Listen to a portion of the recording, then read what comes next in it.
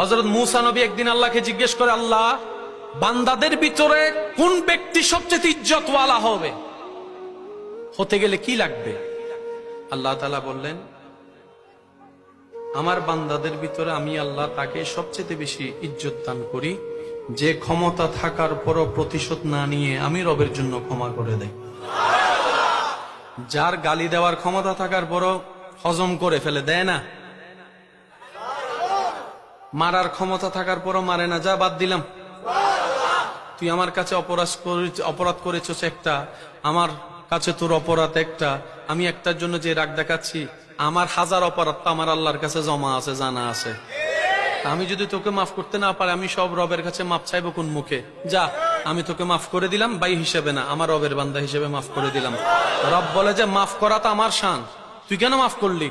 তখন বান্দা বলে যে আল্লাহ, আমি শুনেছি তুমি মাফকারীকে ভালোবাসো, ক্ষমা করলে ভালোবাসো, তোমার ভালোবাসা পাওয়ার জন্য, তোমার প্রিয় হওয়ার জন্য আমি মাফ করে দিলাম। রব বলে, যা, তুই তারে মাফ করেছিস, আমি তোরে মাফ করলাম। মাফ করা মানে মাফ পাওয়া, মেহমানদারি করা মানে নিজের রিজিকে বরকত আনা, অন্যের মুখে হাসি ফুটানো মানে নিজের জীবনে শান্তি আনা, অন্যকে রাস্তা করে দেওয়া মানে নিজের জীবনের জন্য রাস্তা 12টা খুলে যাওয়া। সেজন্য রবের জন্য যা করে, মান জাআ বিল হাসানাতি ফালাহু আশরু আমসালিহা, সর্বনিম্ন 10 গুণ বেশি পাওয়া হয়। আর রব্বুল আলামিন কখনো ওয়াদা ভঙ্গ করে। আল্লাহ আমাদেরকে পাওয়ার মতো যোগ্যতা অর্জন করার তৌফিক দান করুন। দুনিয়ার নিয়ম হচ্ছে, আপনি দিবেন যতটুকু, মালও পাবেন তত। একটু জোরে বলি, আপনি যদি 5000 টাকা দেন, আপনি কখনো স্বর্ণ আশা করতে পারবেন না, কিন্তু আপনি 5000 টাকা দিলে সিটি গোল্ড পাবেন, যেটা স্বর্ণের মতো দেখতে হবে কিন্তু স্বর্ণ হবে না। দুনিয়ার নিয়ম হচ্ছে, দিবেন তো পাবেন, পরিশ্রম দিবেন, বেতন পাবেন, টাকা দিবেন, বাজার পাবেন, টাকা দিবেন, গাড়ি পাবেন।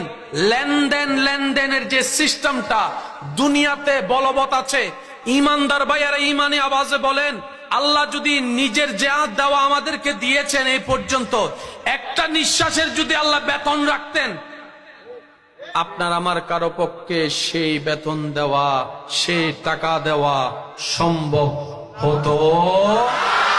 আল্লাহ যদি বলতেন 10 ওয়াক্ত নামাজ বুঝাই দিলে একটা নিঃশ্বাস নেওয়ার সুযোগ দিব, আপনার আমার অস্তিত্ব থাকতো না।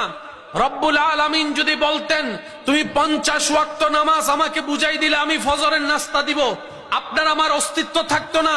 কি আমাদের সৌভাগ্য, কি আমাদের কপাল, এমন একজন মহান রবের, শানওয়ালা রবের বান্দার খাতায় আপনার আমার নাম লেখা, যার দয়ার কোনো সীমানা নাই, যার করুণার কোনো কমতি নাই। তিনি এমন দয়াবান, নামাজ না পড়লো ঘুম থেকে ওঠার আগে নাস্তার ব্যবস্থা করে দেন। দয়ার কোনো কমতি। রব্বুল আলামিন আমাদের থেকে নেন তারপরও দেন, বিষয়টা তা না,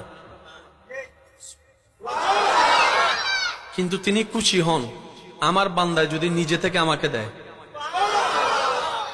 একটু জোরে বলি, আমি যদি আপনাদের খেদমতে কথাটা রাখার চেষ্টা করছি, ওমা তৌফিক ইল্লা বিল্লাহ। মনোযোগ কি আছে?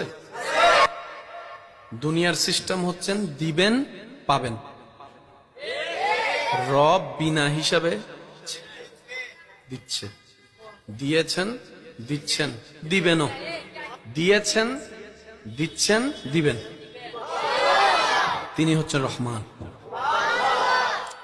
মা বাবাও দেওয়ার আগে স্বার্থ পাবে, আমি তোরে ছোটবেলায় খাওয়াচ্ছি, আমি যখন বুড়া হব তুই আমারে খাওয়াইস। শুনতে খারাপ লাগলো, এটাই বাস্তব। আবার অনেক সময় খোটা দেয়, আমি লাইল্লা ফাইল্লা বড় করছি, আমারে এনা দিবি, আগে আমারা দে, আগে আমারা দে।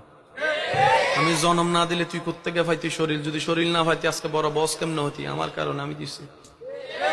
কিন্তু রব একবারও বলে নাই, বান্দারে আমি তোকে হায়াত দিয়েছি, আমি তোকে নিঃশ্বাস নেওয়ার সুযোগ দিয়েছি, বান্দা তোর নিঃশ্বাস নেওয়াটাও আমার হুকুমের উপর নির্ভর, নিঃশ্বাস ফেলাটাও আমার হুকুমের উপর নির্ভর। আমি যদি কেউ নিঃশ্বাস নেওয়া অবস্থায় একবার বলি থেমে যা, সে আর ফেলার কোনো সুযোগ পাবে না। আমি আল্লাহ, তুই যোগ্যতা যতটুক নাই তোর, তার চাইতে আমি তোকে বেশি দান করেছি।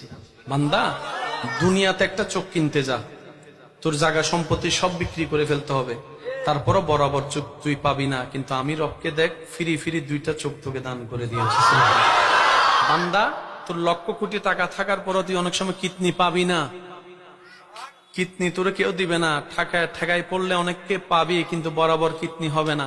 আমি রব ফিরি ফিরি কিডনির ব্যবস্থা করেছি, ডায়ালিসিসের ব্যবস্থা করেছি, হার্টের ব্যবস্থা করেছি। সুবহানাল্লাহকে একটু বলা যাবে? বান্দা, তুই 10 কোটি টাকা দিয়ে ব্রেনটা কিনতো, দেখি কে দেয় তোকে ব্রেন? কেউ তোকে ব্রেন দিবে না, আমি রব তোকে দিয়েছি। বান্দা, তোর যোগ্যতা নাই, আমি দিচ্ছি। আল্লাহ, আমি তো এতদিন বুঝিনি, আজকে বুঝার চেষ্টা করেছি, তুমি আমার যোগ্যতার চাইতো বেশি আমাকে দান করেছো। আল্লাহ, আমারও তো কিছু তোমাকে দিতে ইচ্ছে করে। আল্লাহ, আমি কি করব? আমি কি দিব? আমি কি দিব? এতটুক তো জানি, তুমি চেয়ে নাও না, তুমি চাও বান্দা খুশি মনে দেখ।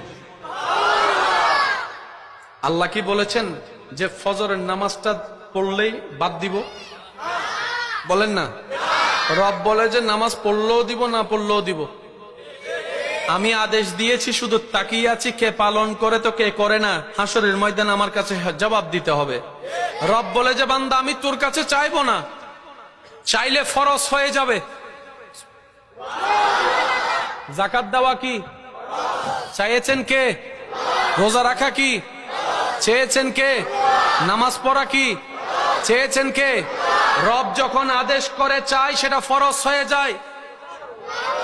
রব বলে যে আমি আদেশ দিব না, কারণ তোর জন্য এটা ফরজ হয়ে যাবে। তখন হাসরের ময়দানে এটার হিসাব নেওয়া হবে, ওই দিন পার পাবি না।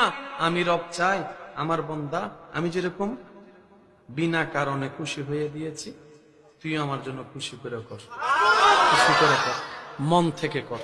বান্দা, বেশি না, অল্প করে কর, মন থেকে কর। বান্দা বলে যে আল্লাহ, তুমি আমাকে না চাইতে এত কিছু দিয়েছ, আমারও তো কিছু দিতে ইচ্ছে করে, আমার তো কিছু করতে ইচ্ছে করে। রব বলে যে তাইলে একটা কাজ কর, শুকরিয়া কর। আর একটু জোরে। এবার একটু যে দুনিয়াবি সিস্টেমটা একটু আমরা বুঝার চেষ্টা করব।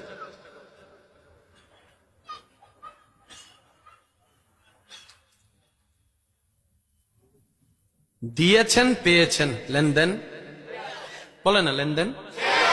দিয়েছেন পেয়েছেন, লেনদেন। বেশি থেকে বেশি আসসালামু আলাইকুম, ওয়ালাইকুম সালাম, ভাই দেখা হবে, ফিয়ামানিল্লাহ, শেষ। রব আপনাকে খাবার দিয়েছেন, যদি এখানে লেনদেন শব্দটা মানায় না, বোঝার জন্য বলছি।